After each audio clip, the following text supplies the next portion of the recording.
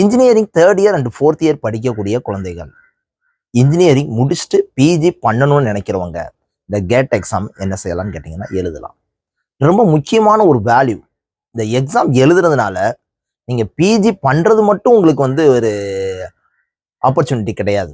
இந்த கேட் எக்ஸாமில் நீங்கள் நல்ல ஸ்கோர் வச்சுருந்தீங்கன்னா சென்ட்ரல் கவர்மெண்டுடைய பப்ளிக் செக்டார் மிகப்பெரிய போஸ்டிங்கில் இந்த எக்ஸாமை வச்சு அப்பாயின்மெண்ட் என்ன செய்கிறாங்கன்னா போடுறாங்க. அது எப்படி சார்?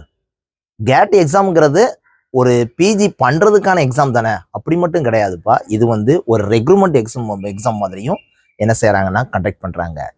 ஸோ நீங்கள் நல்ல ஸ்கோர் பண்ணியிருந்தீங்கன்னா நீங்கள் பிஜி பண்ணனாலும் பண்ணலாம். சென்ட்ரல் கவர்மெண்டுடைய பப்ளிக் செக்டாரில் ஒரு முக்கியமான போஸ்டிங், பெரிய போஸ்டிங், ஒரு ப்ரெஸ்டீஜியஸ் ஜாப்புக்கு நீங்கள் என்ன செய்யலாம்னு கேட்டிங்கன்னா குவாலிஃபை ஆகலாம். ஸோ அந்த எக்ஸாம் எழுதி வச்சிட்டிங்கன்னா அதில் எடுக்கக்கூடிய மார்க்கை வச்சு உங்களுடைய